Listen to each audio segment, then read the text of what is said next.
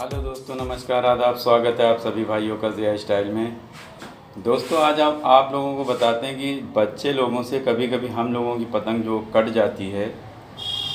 आइए बताते हैं कैसे। मान लिए कि ये दो पतंग है, ठीक है, और बच्चे उड़ाए हुए हैं और वो ऐसे करके हमारे नीचे से ऐसे घुसते हैं, ठीक है, और घुसे रहते हैं बस ऐसे ही, यानी अंदर घुस के और ऐसे घुसे रहते हैं। और हम जैसे ही ऐसे करके करने की तरफ सोचते हैं कि अब जो है हम चलेंगे और वो जैसे ही खींचेगा हम काट लेंगे, वो ऐसे ही घुसे रहते हैं।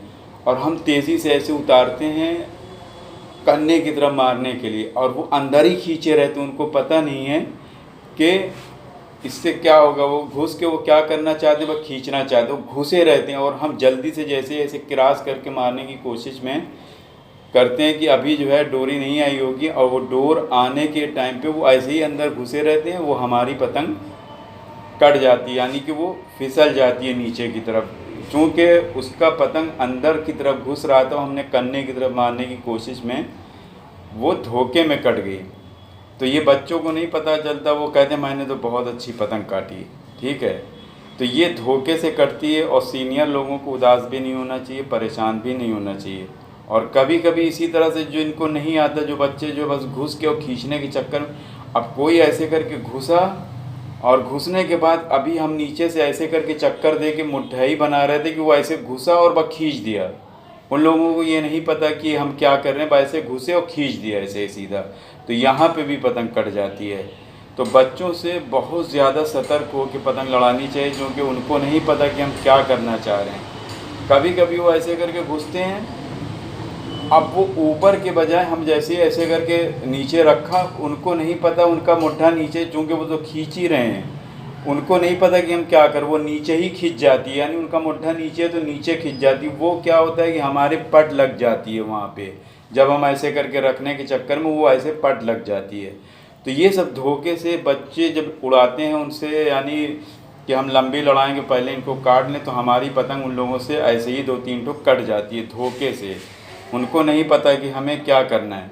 कभी कभी वो ऐसे घुसे और वो पतंग उनकी चक्कर खाने लगी, और चक्कर खाने लगी ऊपर ही। हमने सोचा कि अब डोरी आने वाली होगी, अंदाजे के मुताबिक जैसे ही हमने नीचे ऐसे डुबो के सोचा ऐसे ले गए, जैसे ही डुबोया, क्योंकि डोर टच थी वो चक्कर खा रही थी और वो पतंग कट गई।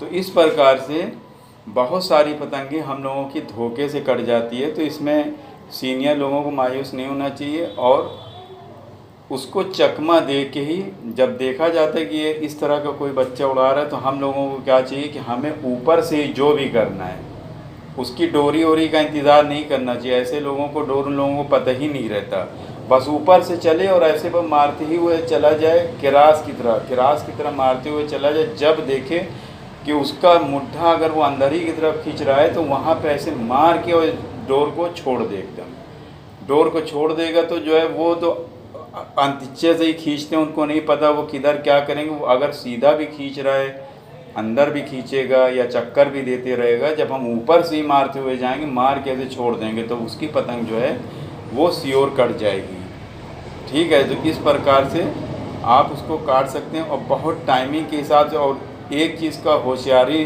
उसमें रखिए ज़रूर, कि जब हम मुड्ढे को लेके चलें और वो किरास का अगर उसका मुड्ढा बना है, जब हम ऊपर से लेके चलेंगे तो उसको नहीं पता चलेगा डोरी कब आएगी और आएगी नहीं आएगी। सीनियर को पता रहता है कि हाँ इतनी दूर से जब हम चल रहे हैं ऐसे करके मुड्ढा लेके, तो मुड्ढे को हमेशा बना के रखना चाहिए कि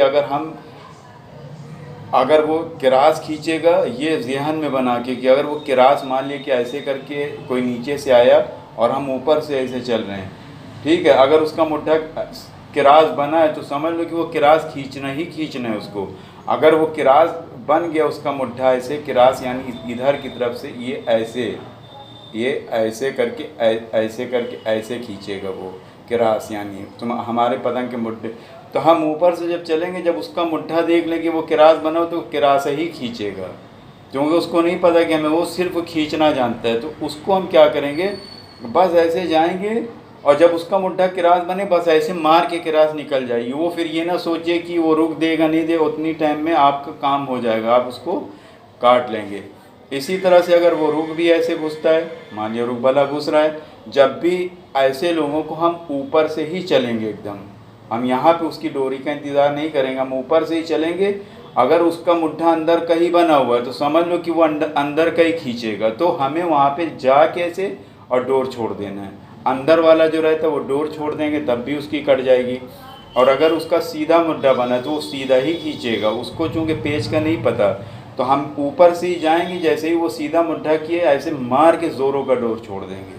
ठीक है। अगर वो चक्कर दे रहा है तो उसको नहीं पता कि उसकी पतंग, तो हमें वहाँ पे बस तेज़ी से ऐसे डुबाना, वो चक्कर दे रहा है जब तलक में वो संभले हमें मार कैसे निकल जाना है।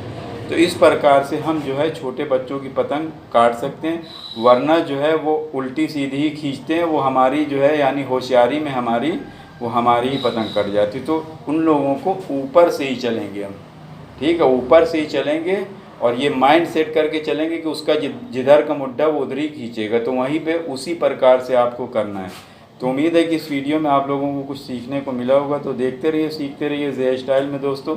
तो शुक्रिया, धन्यवाद, जय हिंद।